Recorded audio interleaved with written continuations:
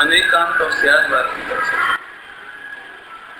अनेकांत समझ में आया किसी को? अनेकांत वस्तु में अनंत धर्म पाए जाते हैं, वस्तु में अनंत गुण पाए जाते हैं। पानी है, पानी H2O, पानी, पानी की कोई वैल्यू है? अपने को पानी की कोई वैल्यू नहीं लगती थी। ऐसा पानी में फ्री ऑफ चार्ज फैला तो चाहे देता। ज्यादा से ज्यादा पानी किस काम आता है? कि प्यास बुझाने के काम आता है। लेकिन पानी में अनंत शक्ति है। पानी नहीं हो तो आप जिंदा नहीं रह सकते। पानी नहीं हो तो ब्लड सर्कुलेशन नहीं हो। पानी नहीं हो तो रोटी नहीं बने। पानी नहीं हो तो सब्जी नहीं बने। पानी नहीं हो तो फल फ्रूट सब्जी ग्रीनरी क्रॉप्स पैदा नहीं हो। पानी नहीं होता तो तुम्हारे जो रेल भाप का इंजन नहीं बनता। एक पानी की पावर की कल्पना कर सकते हो? अनंत पावर। अब लेकिन अपन हाथ में लेगा तो कितना ऑर्डिनरी लगता है। बोलो, पानी से बिजली बन रही है और बिजली से रेल चल रही है। मतलब पानी की सामर्थ्य तो देखो, अनंत पानी की सामर्थ्य देखो। पेड़ में जैसे पेड़ में गया उस रूप परिणमता देखो। नीम में गया तो वही पानी कड़वा हुआ, नींबू में गया तो वही पानी। कितनी सामर्थ्य है इस पानी की। एक दृष्टांत समझना, ऐसा अनंत सामर्थ्य लिए हुए पानी। अब अपन पानी हाथ में लेते ऐसा लगता है इसमें क्या है? मिट्टी में क्या लगता है आपको? मिट्टी में, मिट्टी के एक कण में क्या लगता है? यहाँ कह रहे हैं अनंत गुण, अनंत शक्ति। अरे जब भी तुम्हें प्रत्यक्ष इन वस्तुओं की कीमत नहीं आती तो अप्रत्यक्ष आत्मा में अनंत गुण है, अनंत शक्ति है, अनंत बल के धनी हो तुम। और हमें कैसा लगता है? हम तो ऑर्डिनरी पर्सन है भैया। करोड़ रुपया हो गया तो थोड़ा स्पेशल पर्सन, और पैसा कम हो तो क्या तुम कैसे पर्सन हो? अच्छे कपड़े पहन लिए, स्टैंडर्ड का थोड़ा मकान दुकान, पैसा वैसा हो गया, दो चार लोगों ने सलाम कर दिया, नहीं ऐसा लगता है हम बहुत स्पेशल हो गए। सुनो, तुम वैल्यू जानो या मत जानो, लेकिन आत्मा अनंत गुणों का धारी है, अनंत शक्ति का धारी है। आत्मा माने कौन? आत्मा। इस वैल्यू का पता हो जाना ये अनेकांत, इसका नाम अनेकांत हो। कभी तुम्हें अपनी वैल्यू कम दिखाई ना दे तो समझेंगे कि अनेकांत का ज्ञान मिला। सरल दृष्टांत देके आगे बढ़ेंगे ना। 1 करोड़ का हीरा 1 करोड़ का हीरा है, बता उस 1 करोड़ की हीरे की वैल्यू मिट्टी के साथ लिपटा हुआ हो तो कितनी, और पॉलीथिन में लिपटा हो तो, और लोहे की डब्बी में रख के बेचने जाए तो, और सोने की डब्बी में रख के बेचने जाए तो। अरे एक करोड़ वर्ष तक 1 करोड़ का हीरा 1 लाख की सोने की डब्बी में रखा था, और आज उठा के उसे अपन ने मिट्टी में पटक दिया, तो अब वैल्यू कितनी? समझ आ रही? हर कंडीशन में, हर अवस्था में, हर दशा में तुम्हें हीरे की वैल्यू आ रही है। इसका नाम अनेकांत का ज्ञान। अब आत्मा में लगाओ, आत्मा की महिमा आती है। स्त्री पर्याय मिल गई हो, गरीब की पर्याय मिल गई हो, दीनहीन परिवार मिल गई हो, मोह राग देश अधिक हो गया हो, कर्म कसाएं जरा ज्यादा उदय में आ गई हो, तो एकदम अपना आत्मा कैसा लगता है? अपने को कैसा लगता है? दीनहीन। तो आपको अनेकांत की खबर नहीं। अनेकांतात्मक वस्तु का सच्चा ज्ञान, उसका नाम अनेकांत। सर्वांशग्राही, सर्वांशग्राही ना शब्द तो सर्वांशग्राही है ना, प्रमाण ज्ञान। अनेकांत को प्रमाण ज्ञान भी कहती है। सर्वांग ज्ञान, सर्वांशग्राही माने सबका ज्ञान। तो बताओ आत्मा कैसा है? 1 करोड़ के हीरे में तो हम चतुर हैं, उसकी वैल्यू कभी कम नहीं करते। किस रूप में लोगे हीरा, बोलो? पॉलीथिन में रख के दें, काली पॉलीथिन में कि सफेद पॉलीथिन में? क्या कौन सी पॉलीथिन में दें? अच्छा, इतनी सी पॉलीथिन में रख के दें कि इतनी बड़ी पॉलीथिन में रख के दें? कि पंडित जी आपका दिमाग खराब है, आप तो कैसे दे दें? मैंने इतने में ज्यादा ऑब्जेक्शन करूँ ना, ज्यादा आप ऑप्शन दूं आपको तो आप झुंझला जाओगे। यहाँ को तो जैसे देना है वैसे दे दो, देव तो नहीं। लड़की वालों से सगाई शादी होती है ना, तो एक बात पूछते, सोना कितना दोगे? तो अप्रोक्स बता देते हैं 25 तोला, 20 तोला, 10 तोला, जितना उन्हें देना हो। तो अपनी नजर 25 तोले पर तो है। इस बात पर कोई झगड़ा नहीं है 4 चूड़ियां दोगे कि 2 दोगे, एक हार दोगे तो 10 तोले का होगा कि 2 तोले का होगा, इससे हमें कोई मतलब नहीं। आप कुंडल देना, नथनी देना, बेंदी देना, तुमने जो दिखे सो देना, लेकिन अब भाई दबे उन्होंने जो गहने बनवाए थे वो 25 तोला में 5 तोला कम रहे, मैंने 20 तोला निकले। वजन कर लिया ना सबका, 20 तोला निकली। तो अब क्या करोगे आप? साहब ये तो गड़बड़ है, 5 तोला और लाओ। ये साहब हम सोच तो रहे थे लेकिन वो गहना बन के नहीं आया 5 तोले का, इसलिए नहीं दे पा रहे, बाद में दे देंगे। अब लेकिन विश्वास नहीं हुआ, उसे क्या करें बताओ? हमें विश्वास नहीं है तो मैं तो अभी दो, और नहीं तो आई एम रिटर्निंग। उन्होंने कहा कि तो फिर देखो घर में और तो कुछ है नहीं, बनने को डला है वो नहीं आ पाया, तो हम क्या करें?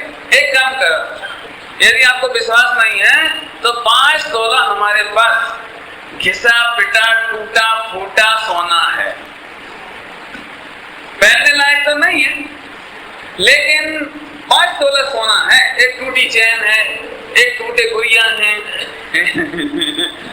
एक टूटी बीटी है, ऐसे हम 2-5 चीज आप तोल लो, 5 तोला है। बोला भैया आप टूटी कंडीशन के सोने की 5 तोला लोगे कि नहीं लोगे? काय के बल पे लोगे? दृष्टांतों में कितनी जल्दी समझ जाती है। अब हम आपसे कहते हैं मोह राग देश की टूटी फूटी आत्मा, मिथ्यात्व की कंडीशन में पड़ा हुआ आत्मा, आत्मा हो आत्मा, मिथ्यात्व की कंडीशन में आत्मा। आत्मा माने ध्रुव, आत्मा माने अनेकांतात्मक वस्तु, अनेकांतात्मक वस्तु माने जिसकी अनंत वैल्यू है, जिसमें अनंत गुण है, अनंत शक्ति है। बोलो वैल्यू आती है? आती है क्या? इसका नाम अनेकांत का सम्यक ज्ञान। समझ में आया? फिर से सुनो, अनेकांतात्मक वस्तु तो अनादिकाल से है, वो तो ऐसी चीज है, वो तो बदलती नहीं है। अब दुखी क्यों है? क्योंकि हमें अनेकांतात्मक वस्तु की खबर नहीं है, ज्ञान नहीं है। तो आचार्य देव ने जिनवाणी में, दिव्य ध्वनि में क्या कराया? क्या कराया? आत्मा शुद्ध कराया या आत्मा की शुद्ध वैल्यू का ज्ञान कराया? बोला। आजकल ये कुछ ऐसी आईटी वगैरह की संस्थाएं हैं ना, इंस्टीट्यूशन, इंजीनियरिंग वगैरह में, तो इनका रिजल्ट नहीं आ पाता, रिजल्ट परीक्षा का रिजल्ट नहीं आ पाता फाइनल का, और उससे पहले सर्विस में मिल जाती इनको अपॉइंटमेंट। और आजकल तो एनुअल ठेका होता है, मंथली नहीं कि मंथली में 25,000 मिलेंगे, 50,000 मिलेंगे, सीधा 35 लाख, 25 लाख, 40 लाख, 1 साल की बोली बोली बोली, समझ गए?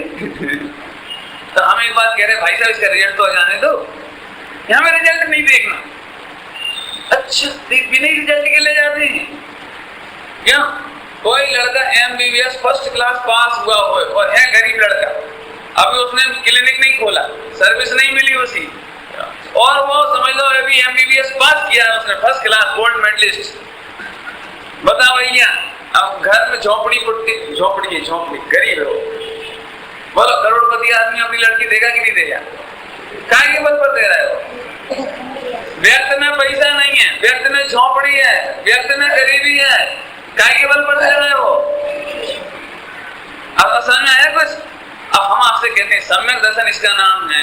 व्यक्त पर्याय में मिथ्यात्व है, व्यक्त पर्याय में राग है, व्यक्त पर्याय में कर्म है, व्यक्त पर्याय में शरीर है, व्यक्त पर्याय में गरीबी है व्यक्त पर्याय में, आत्मा की पर्याय में नहीं, संयोग में। संयोग में गरीबी है, संयोग में शरीर है स्त्री का। इतना सब कुछ होने पर भी आत्मा तो 1 करोड़ के हीरे की भांति ज्यों का त्यों है। अब हर कंडीशन में जिसे आत्मा की ऐसी वैल्यू हो जाए उसका नाम सम्यक दर्शन है। बस आने का समझ में आए कुछ? भैया मेहनत तो करनी पड़ेगी। अब आपको बात तो ठीक है, इतने लड़ो के क्यों बोले? स्ट्रांग बोलो ना, स्ट्रांगली बोलो।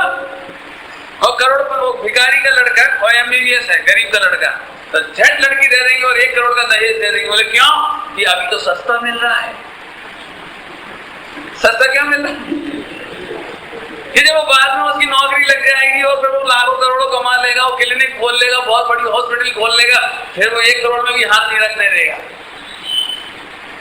तो वहां तो अपन चतुर है। काय के बल पर जो चीज प्रकट नहीं, काय के बल पर वैल्यू करी? प्रकट के बल पर या अप्रकट के बल पर? समझ में आया? मैं इसे एक सरल और दृष्टांत देता हूँ। देखो आप अनेक काम पे मैं वजन दे रहा हूँ, थोड़ा मैं फालतू टाइम पास नहीं कर रहा हूँ, मैं चाह रहा हूँ आप उसमें वजन देना सीखो। क्या? एक शेर, पुराना दृष्टांत है, एक शेर सोया हुआ था। कौन सोया हुआ था? शेर, सिंह, लायन सोया हुआ था। तो उसके ऊपर लाल लाल चिंटियां चढ़ गई। चिंटियां 1000। बोलो भैया, चिंटियां बलवान कि शेर बलवान? अरे वाह, 1000 चिंटियां चढ़ गई कि नहीं चढ़ गई? चढ़ गई कि नहीं? अच्छा चलो, चिंटियां बलवान की मनुष्य बलवान? बोलो भाई, हैं? मनुष्य। तो तुम सोए हुए शेर पे चढ़ सकते हो? चिंटी तो चढ़ गया, चिंटी तो चढ़ गई, तुम क्यों नहीं चढ़ सकते? चिंटी चढ़ गई ना, तुम क्यों नहीं चढ़ सकते? अब तुम ये कहोगे वो अभी जागा नहीं है। जागा ही तो नहीं है ना, सोए हुए कंडीशन में है। नहीं, सोए हुए कंडीशन में भी उसका बल इतना ही फर्क है ना कि सोया हुआ है। ऐसे ही तू तो प्रभु पूरा है। अभी भले ये कर्म रेंगते हुए दिखाई दे रहे हैं, अभी मलिनता रेंगती दिखाई दे रही है, अभी रागादिक देरते हुए दिखाई दे रहे हैं, लेकिन तू तो अनंत गुणात्मक प्रभु है ने, तू तो अनंत बलशाली प्रभु है ने। अपनी प्रभुता देख, अपनी प्रभुता देखते से ही अब बोलो बाहर की ओर देखे कि अंदर की ओर देखे प्रसन्न हो जाएगा? बोलो बोलो, आता है समझ में आता भैया? इस तरह अनेक काम का भजन लाओ। अभी व्यक्त पर्याय मत देखो, देखो सीधी सी बात है, अभी व्यक्त पर्याय मत देखो। अनेकांतात्मक तो तीसरा दिन है ना, तीसरा दिन है ना, तो चल गया बहुत अनेकांतात्मक। अब स्यात् बात क्या चीज है कि किसी अपेक्षा से कहना। स्यात् माने किसी अपेक्षा, स्यात् माने किसी अपेक्षा, बात माने वचन, बात माने कहना, बात बात प्रतियोगिता होती है, बात तो बात माने अपना पक्ष कहना। तो स्यात् माने किसी अपेक्षा से कहना। अब इसमें बहुत जोरदार बात है, आज हम स्यात् बात की चर्चा मुख्यता से करेंगे। स्यात् बात माने किसी अपेक्षा से। अब देखो, मैंने एक दिन बताया था परसों, शंकराचार्य इतनी सी बात नहीं समझ पाए, कल ही बताया ना, शंकराचार्य इतनी सी बात नहीं समझ पाए। क्या एक स्त्री माँ भी हो सकती है और पत्नी भी हो सकती है? ऐसा हो सकता है कभी? एक स्त्री 100% स्त्री और एक स्त्री 100% पत्नी, माँ, बहन, बेटी। अब तुम लोग तो समझदार हो, जल्दी समझ गए। लेकिन ऐसा कैसे हो सकती है? मेरी पत्नी तो मेरी पत्नी होगी ना, कि भले आदमी तू अकेला है क्या दुनिया में? तेरी अपेक्षा से पत्नी है, नहीं तेरे बच्चे की अपेक्षा से तो बोलो, एक स्त्री में 50% माँ और 50% पत्नी। ऐसा है कि 100% पत्नी और 100% माँ। सीता बीच में खड़ी है, इधर राम खड़े हैं और इधर लव कुश खड़े हैं। लव कुश को वही की वही ड्रेस, वही की वही आकार में कौन दिख रही है? पूरी माँ। और इधर से इनको क्या दिख रही है? तो 2 एंगल हो सकती है ना, 2 अपेक्षा हो सकती है ना। समझ में आ गया?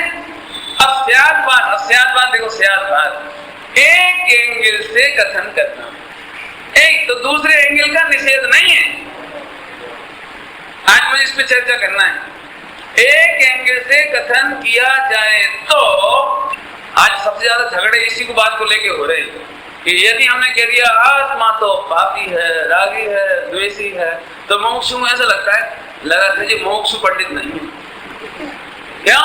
इन्होंने रागी जैसी आत्मा कह दी, पापी आत्मा कह दी, मलिन आत्मा कह दी।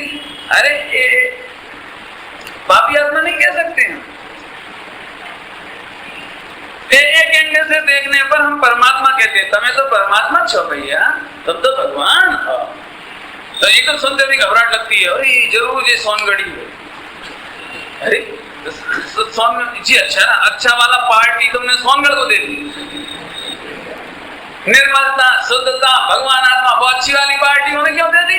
अरे एक अपेक्षा में रखो ने। आप जगत में झगड़ा करके बता दो मेरे से झगड़ा नहीं कर सकते आप। क्यों? मैं अपेक्षा लगा लूंगा। नहीं समझे? देखो आप एक अपेक्षा को नहीं समझोगे। अपेक्षा समझिए ना, अभिप्राय। एक एंगल से कहने का अभिप्राय आप नहीं समझोगे तो आपको दुखी होने से कोई रोक नहीं सकता। यहाँ जितने लोग बैठे हैं बताओ भैया, ऐसा कोई व्यक्ति हो तो हाथ खड़ा करना कि जिसके पिताजी ने गुस्से में आकर उसे गधा ना कहा हो। हाथ तो खड़ा करो।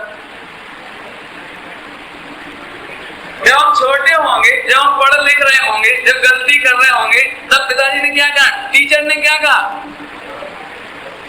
है कोई आदमी ऐसा जैसे गधा कहीं का नहीं कहा हो, पागल नहीं कहा हो, मूर्ख नहीं कहा हो, बेअकल नहीं कहा हो, तेरी अकल में तो गोबर भरा है नहीं कहा हो? तो बताओ।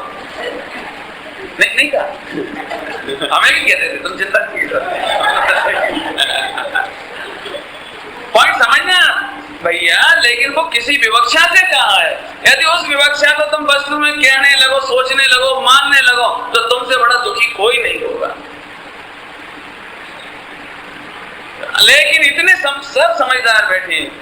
पिताजी ने गुस्से में पागल कहा हो, गधा कहा हो, मूर्ख कहा हो, चाहे जो कहा हो, लेकिन किसी भी लड़के ने ऐसा नहीं सोचा कि मेरे पिताजी तो बड़े हैं, अनुभवी हैं, समझदार हैं, कभी झूठ नहीं बोलते, कहते हैं तो जरूर गधा कहूंगा। कान बड़े हो गए और एक हाथ पीछे टटोल के देखे पूछे कि नहीं।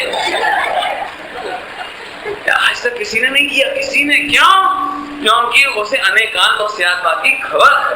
इस समय पिताजी क्रोध में कह रहे हैं तो कोई मैं गधा।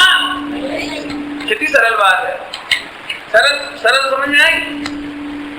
स्याद बात समझ में आ रहा है? थोड़ा मैं और बताऊंगा, क्योंकि इसमें घर में बहुत उलझन है। आज जिसे झगड़ा करना होता है वो एक स्याद बात नहीं समझता, वो स्याद बात का एकांत बात कर देता है। तुम्हें समझा रहे सबको, तुम्हारी गलती बता रहे सबकी। फिर से जब हमें झगड़ा करना हो तो हम स्याद बात नहीं लगाते, हम उसका एकांत बात लगा देते हैं। एकांत बात कह दो, सर्वथा बात कह दो, सर्वथा लगा देते हैं। देखो, हर माँ ने अपने बच्चे को डांटा है। डांटे? प्रेम से डांटा है। प्रेम से डांटा है मैंने, अपना समझ के डांटा है। उस बेटे ने कभी अपनी माँ का बुरा नहीं माना। माँ ने डांटा है, हाथ पैर तोड़ दूंगी, तू घर से निकल जा, आग लगा दूंगी, मर जा। लेकिन एक भी बच्चे ने कंप्लेंट नहीं लिखाई, FIR नहीं लिखाई कि मेरी माँ मर्डर कर सकती है, मुझे बॉडीगार्ड दिया जाए। किसी ने नहीं मांगा हुआ। अब कल्पना करो, इसका इतने सारे शब्दों की बजाय एक शब्द सोतेली माँ बोल दे तो क्या होगा? क्या होगा? अब उसकी अपेक्षा नहीं समझेंगे। शत्रु है ना हमारी, हम ना उसकी अपेक्षा नहीं समझेंगे और उसका सर्वथा करके सब जगह कहेंगे, सुनो भैया कल अम्मा कह रही थी। अब वो सब जगह कहेगा, सारी दुनिया में कहेगा कि हमारी अम्मा ऐसी कहती, हमारी अम्मा ऐसी कहती, हमारी अम्मा ऐसी कहती। बोलो, है ना? समझ में आती बात? देखो, आप सब जगह लगाना इसे। हर बेटे को यदि बाप से शिकायत है तो स्याद बात नहीं समझने से। पिताजी, मैंने पहले दिन कहा था, पिताजी माता पिता कभी अपने बच्चों के शत्रु नहीं होते। वे हित की बात कहते हैं, गारंटी से हित की बात कहते हैं। पहले प्रेम से कहते हैं और नहीं समझते तो तेजी से कहते हैं और फिर भी नहीं समझते तो हाथ उठा के कहते हैं और फिर भी नहीं समझते तो बहुत ज्यादा नाराज होकर के कहते हैं। कहो तो मैं एक बिल्कुल एग्जांपल दूंगा आपको, बिल्कुल सिंपल। पहली बार बड़े प्रेम से जरा में आर्डर, बेटा दूध ले आओ। अब तुमने सुना ही नहीं, टीवी देखते रहे। फिर अम्मा दूसरी बार फिर बोलती है, बेटा सुनी नहीं तुमने, दूध ले आओ, खाओ। अब तीसरी बार में क्या होगा? आग लगा दे टीवी में। मुझे मालूम नहीं ऐसा कहते कि नहीं कहते, अनुमान से होता। अब बोला, अब तीसरी बार में बहुत बड़ा ने, और चौथी बार में तो आग है एक ही जड़ दिया। आप समझ सकते हो? अब पांचवी बार में और कितना हाई होगा, छठी बार में कितना होगा? यदि तुम्हारे मित्र भी बैठे होंगे तो कोई परवाह नहीं है, मित्र के सामने ही बड़बड़ाएंगे सब। अब उसी समय तुम कहोगे, बोलो मेरे दोस्त ये माँ है कि दुश्मन है? देख रहे हो मैंने कुछ नहीं कहा, मैं चुपचाप बैठा हूँ। देखो मैं कुछ नहीं बोल रहा, देखो इतना अत्याचार है मेरे ऊपर, बस मैंने सोचा एक ओवर मैच देख लूं, जबकि सुबह से देख रहा है वो। मैंने सोचा बस एक ओवर मैच देख लो तो ले आऊंगा, लेकिन कौन सुनता है भैया अपनी, अपन तो शोषण के शिकार है। ये तो यही एग्जाम्पल दिया आपको एक माँ का। आप देख लेना आपके घरों में जितनी कसाएं होती माँ बेटे के बीच में, बाप बेटे के बीच में, जिसको मैं जनरेशन गैप भी कह देता हूँ, वे इसलिए होती है। तुम आखिरी का परिणाम देखते हो, तुमने पहला परिणाम देखा था? पहला परिणाम माँ का कैसा था? बोलो पिताजी का पहला परिणाम कैसा था? पढ़ने के लिए, बेटा पढ़ लो। पहली बात तो अच्छी होती है ना, पढ़ लो। लोगों को माँ बुरी लगती है, लेकिन बच्चे का एकांत माँ तो सर्वथा बात बुरा नहीं लगता। कभी कोई माँ ऐसा नहीं पहली बार भी मारना शुरू कर दे। पहली बार तो बड़े प्रेम, आओ बेटा होमवर्क कर लो, मिस मारेगी आपको। फिर बड़े प्रेम से बोला था ना, आओ, फिर वो माने नहीं रही। फिर दूसरी बार, तीसरी बार, चौथी बार, फिर तो खुद ही बस्ता उठाना है, उसे हाथ पकड़ के बिठाया, अब फिर भी नहीं देखे तो लोग दे देगी, लालच दे रही, फिर भी नहीं समझे तो एक अब जोर जोर से रोने लगे तो सारे मोहल्ले वाले कह ले काहे प्राण ले रही बात।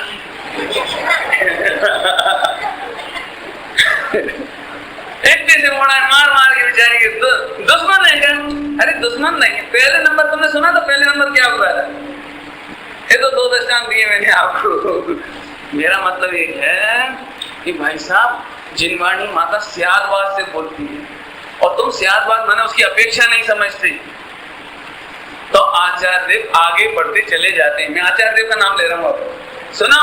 जब इतना अनेकांतात्मक वस्तु सुंदर है, जब ध्यान से सुनना भैया, पवित्र है, अनादि अनंत है, तो फिर आचार्य ने इसे पापी क्यों कह दिया? एक अपेक्षा, स्यादवाद, एक अपेक्षा से तुम पापी हो। क्या? पहले नंबर की वचन सुना तुमने? पहले नंबर का जिनवाणी का पहला वचन है, तुम तो भगवान आत्मा हो।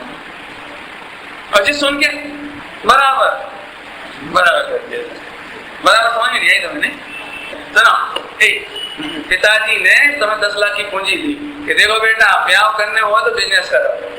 सुनने 10 लाख रुपए की पूंजी दी और 1 साल में बराबर कर दे। समझ गए? बराबर कर दी, समझ गए? जिनवाणी माता ने पहले नंबर का, अरे रे जैन शासन में भगवान बनने के लिए तुम्हारा जन्म हुआ भाई साहब। आप प्रतिदिन सुबह उठ के सबसे पहले भगवान के सामने दर्शन करते हो। बंदे तद्गुण लब्धे, अर्थ करो, हे प्रभु आपके अनंत चतुष्ट है, सम्यक दर्शन ज्ञान चारित्र उन्हें प्राप्त करने के लिए सिद्ध पद प्राप्त है। बोलते नहीं बोलते? सिद्ध पद क्या मतलब? आप जैसा सिद्ध पद पाने के लिए पूजा कर रहे हैं, माने हम में से प्रत्येक जैनी प्रतिदिन भगवान बनने का संकल्प लेके पूजा शुरू करता है। देख लेना XYZ कहीं भी, जन्म जरा मृत्यु विनाश नाय, क्या मतलब होता है इसका? जन्म, बुढ़ापा और मृत्यु के विनाश करने के लिए, विनाश करने का नाम सिद्ध पद। संसार था विनाश नाय, अर्थ करो अष्टकर्म दहनाए। क्या मिलेगा अष्टकर्म की दहन में? बताओ, अब गजब बात है, इतनी प्रेम की बात मानते ही नहीं है, ऐसे बैठ जा। ठीक है, निश्चय में से ठीक है, निश्चय में से तो भगवान आत्मा ही है, लेकिन पंडित जी अब देखो व्यवहार में तो स्त्री हैं, पुरुष हैं, व्यापार धंधो है, आखिर करने पड़ेगा कि नहीं करने पड़ेगा? अब तुम सुनो, अब भाषा बिगड़ रही, ध्यान से सुनियो। अभी तो कही थी भगवान आत्मा, आप कही हे दुष्ट चित्त, थोड़ी देर बाद फिर नहीं मानी तुमने, फिर कही हे पापी। जैसे हमने पापी कहा ना, उसे रागी भी सुन लेना, हे रागी, हे द्वेषी, हे लोभी, हे अभव्य।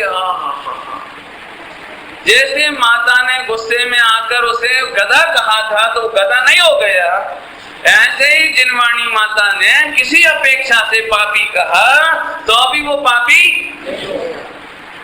उल्टा करो जरा, तो फिर क्या रह गया? वो क्या रह गया? परमात्मा। अब ये चार बात की टोन समझते नहीं है तो अपन झट झट दिखा देते। विराग जी कैसे दिखा देते?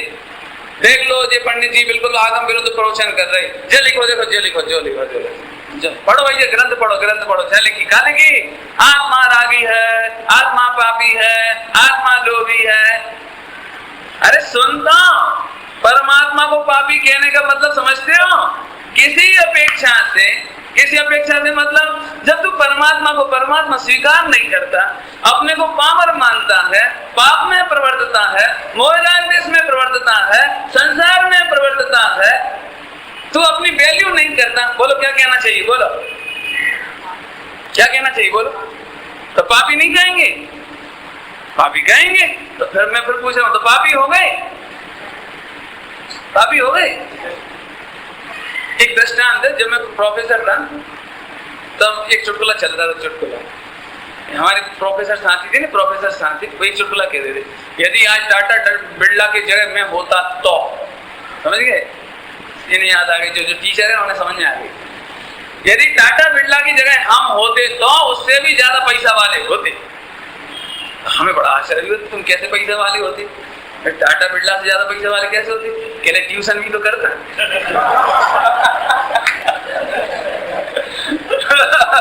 मैंने उसके दिमाग में वो जो करोड़ों अरबों खरबों रुपए की संपत्ति, उसकी कोई वैल्यू नहीं, उसकी ट्यूशन है क्या? यदि आज मैं ट्रैफिक मैन की जगह होता तो उससे भी संपन्न होता। कैसे? एक बड़ी भी तो मिलती। अरे वाह, गजब हो गया। ऐसे कहा तू परमात्मा तत्व है, लेकिन उसे गौण करके तुम इसे मुख्य कर देते हो तो पापी कहते। बोलो ऐसे आदमी को क्या कहें जो ऐसी बात सोचता हो ट्यूशन वाली? बोलो। समझ आई नहीं बात आपको? आप सियासत का मतलब समझो। किसी अपेक्षा से पापी कहा जा सकता है, लेकिन पापी माना नहीं जा सकता, क्योंकि कोई वस्तु परमानेंट पापी हो जाए तो कभी पाप का अभाव नहीं होगा। पाप का अभाव नहीं होगा।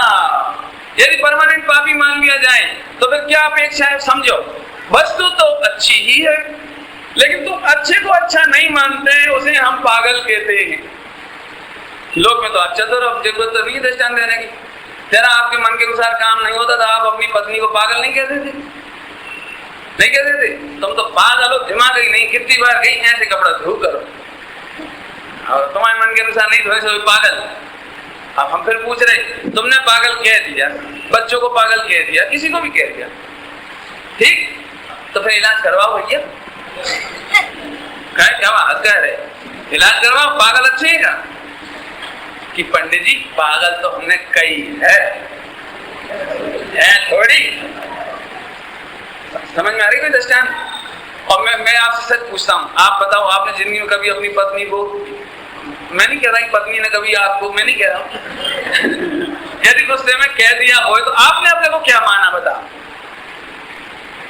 समझ में आती बात? ऐसे ही भाई साहब, एक पर्याय का सत्य है, एक द्रव्य का सत्य है। पर्याय के सत्य की तरफ से जब देखा जाए, एक समय की अवस्था की तरफ से देखा जाए तो राग मौजूद है, पाप है, लोभ है। और ऐसा होने पर जब इस एंगल से देखा जाता है, इस एंगल से कहा जाता है, तो आत्मा पापी ही है। क्या कह रहे? हमने तो सुनी थी आत्मा शुद्ध ही है, और ये कह रहे अशुद्ध ही है। हमें समझ में नहीं आ रही। पंडित जी आप एक बात बताओ, आत्मा शुद्ध ही है कि अशुद्ध ही है? कि शुद्ध ही है और अशुद्ध ही है? पंडित जी हमारी समझ में नहीं आ रही। आप ये कैसे हो सके, दोनों ही कैसे हो सके? कि पर्याय की तरफ से देखा जाए, अशुद्ध नय की ओर से देखा जाए, शायद बात है ना, तो वो अशुद्ध ही है। और शुद्ध नय की ओर से देखा जाए तो वो एक ही काल में, एक ही काल में। अब मैं थोड़ा बच्चों को दृष्टांत देके समझाऊं, थोड़ा समझाएं। ऐसा कैसे हो सकता है एक ही काल में दो चीज? एक ही काल में दो चीज हो सकती है? हो सकती है। देखो अभी देखो ये काला पर्दा और ये दर्पण, दर्पण समझते हो? मिरर, ऐना, ऐना समझते हो? ऐना समझो। तो ये काला पर्दा और ये काला वो यहाँ दर्पण, ठीक? बोलो दर्पण कैसा है? काला। दर्पण कैसा है? अब फिर से देखो, फिर से, कोई जल्दी नहीं है, धीरे से देखो। जब काला पर्दा और ये दर्पण और दोनों आमने सामने एक दूसरे के, तो दर्पण का सर्वांग काला दिख रहा है कि नहीं? दिख रहा है कि नहीं? यदि हम इस समय ऐसा कहें कि ये काला है, काला ही है, तो कोई दोष है क्या? कोई दोष नहीं, काला ही दिख रहा है। क्या कह रहे हैं? क्या कह रहे हैं? काला ही। अच्छा, अब हम फिर पूछ रहे हैं, तो फिर काला कितना %? नहीं समझ में आई। अच्छा एक काम करो, तो ये दर्पण का कालापन धोने के लिए कितनी साबुन लगाएं? क्यों नहीं लगाएं? बोलो पंडित जी आप समझते ही नहीं हो। दर्पण काला थोड़ी है, दर्पण में काला दिख रहा है।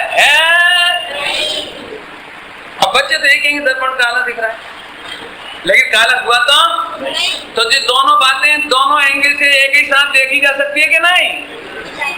ऐसे ही एक ओर से राग की पर्याय है, एक ओर से ज्ञान की पर्याय है, एक ओर से आत्मा की पर्याय है, एक ओर से मोह राग देश की पर्याय है, और दोनों एक साथ देखो तो आत्मा मोही रागी जैसी दिखता है। और जब उसी समय ज्ञ ज्ञाय का भेद किया जाए तो आत्मा कैसा है? समझ आए? तो एक ही समय में दो धारा है। अब देखो ये अच्छे खासे दर्पण में काला देख करके, और कोई आदमी सोचे भैया काम बहुत है, एक तो दर्पण सफेद करने लगे लगे लगे लगे, आप पागल कहोगे कि नहीं कहोगे? मिथ्या दृष्टि कहोगे कि नहीं कहोगे? बेफिजूल हैरान परेशान कहोगे कि नहीं कहोगे? कहोगे कि नहीं? अब उसे समझाओ अच्छी तरह से, भैया दर्पण में ज्यादा मत करो, टूट हो जाए। दर्पण छेड़छाड़ नहीं करा, तुम समझो। क्या समझो? कि दर्पण का ऐसा ही स्वभाव है, उसमें झलकते तो हैं लेकिन घुसते नहीं। क्या कहा? झलकते तो हैं लेकिन एंट्रेंस प्रोहिबिटेड, उसमें कोई प्रवेश करता नहीं। बराबर ऐसे ही आत्मा में मोह राग देश झलकते तो हैं लेकिन स्थान नहीं पाते। ऐसा शब्द है समय सारणी में, क्या नहीं पाते? घुसते नहीं है, रहते नहीं है, स्थान नहीं पाते। अब हम फिर पूछ रहे, अब फिर भी कोई ऐसी स्वच्छ आत्मा का वेदन ना करे, और फिर जब जब रोना है वही रोए। कौन सा रोना? आत्मा तो शुद्ध जाने, फिर परिणाम आदि का है, फिर मोह राग देश दिखता ही का है, कोई जो रुक जाए बस।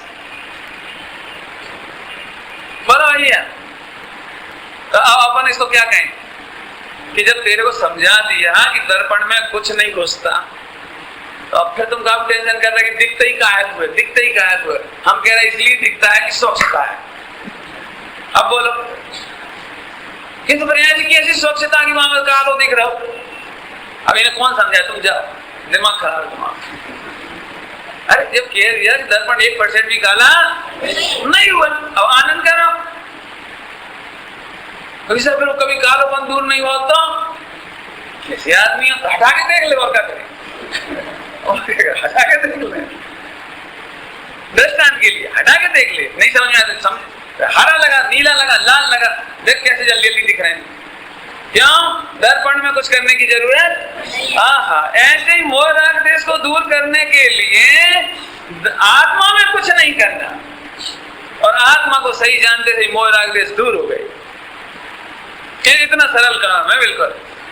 आज समझ में आया कि नहीं आया? बोलो। ये मुझे समझाना था आपको।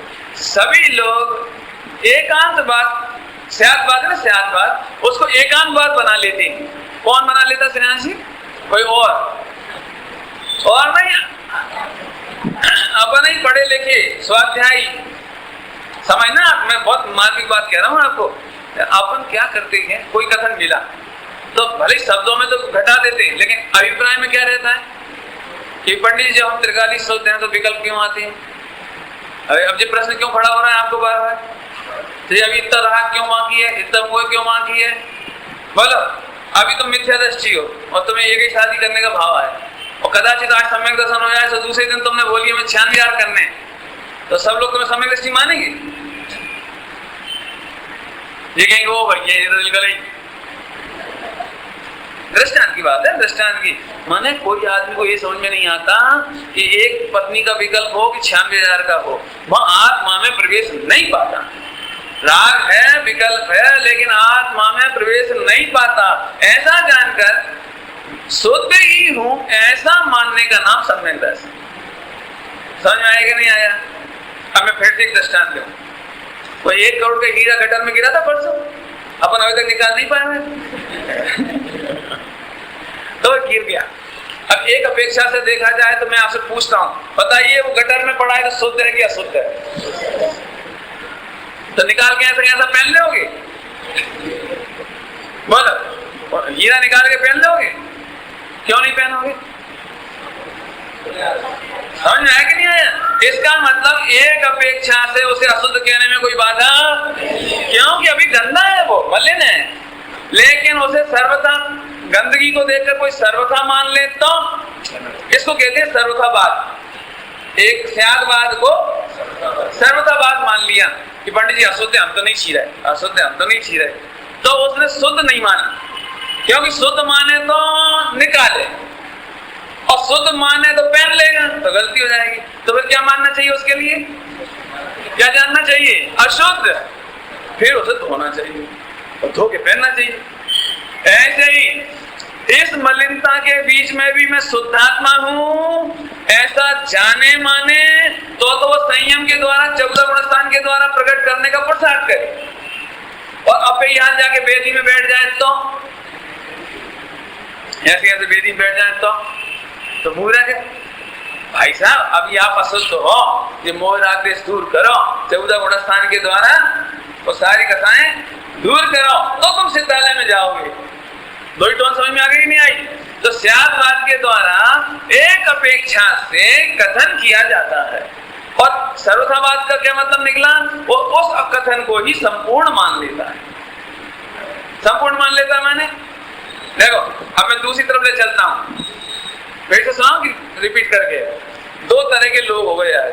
जैसे अपन किसी से कहा भैया तुम्हें तो बहुत राग है, हाँ हम तो भगवान आत्मा है, तो राग की केयर नहीं करता। पर्याय में जो विकार है उसकी केयर नहीं करता तो वो भी पापी। और जो शुद्धात्मा की केयर नहीं करते, मोह राग देश की केयर करते हैं। जब देखो जब तीनता क्या करें, रात तो बहुत है, शरीर तो बहुत है, कपड़ा तो पहने हैं, विकल्प तो बहुत है, तो ऐसा मानने वाला भी मिथ्या दृष्टि। क्यों कि दोनों ने एकांत को ही सर्वथा कर दिया। समझ में आया? अभी अपन किसी का भैया जीव में राग है, जीव रागी है, तो सुनते से ऐसे चिढ़ जाते, हाँ आत्मा में राग होता है कि बिल्कुल अत्यंत भाव है। यहां तक बोलते थे लोग, क्या बोलते थे भैया अत्यंत भाव, वो भी मुझे मालूम, लेकिन उसकी विवक्षा समझ लो। अत्यंत भाव है तो फिर मोक्ष में क्यों नहीं बैठे आप? वो तो दृष्टि की अपेक्षा से कहा, दृष्टि की अपेक्षा से कि आत्मा में राग बिल्कुल भी नहीं है कि नहीं? देखो एक सरल दृष्टांत दे दिया हो, पता नहीं मुझे, जल्दी समझ में आ गया इसलिए दृष्टांत है। क्या नाम है तुम्हारा? शैलेश। तुम्हारे परिवार में कौन कौन? हम मम्मी पापा हैं, तुम और भी कोई है? भैया लोग और भी कोई है? और भी कोई है? ऐसा तो तो फिर फैमिली में मैंने घर में इतने लोग रहते हैं बस, इनका कहना इतने लोग रहते हैं। अच्छा देखो डरना मत है हम एक बात कहते, तुम्हारे घर में मक्खी नहीं रहती,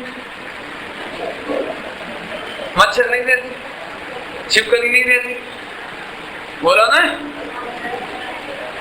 तो भाई तुम्हारा परिवार है कि नहीं?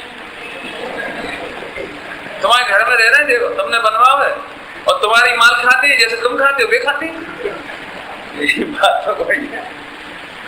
अब मैं आपसे फिर कहता हूँ, ये दोनों ही बातें सच्ची हैं कि नहीं? इनके परिवार में केवल मम्मी पापा भैया भाभी रहते और इनके घर में बेसब्बी रहती, तो दोनों एंगल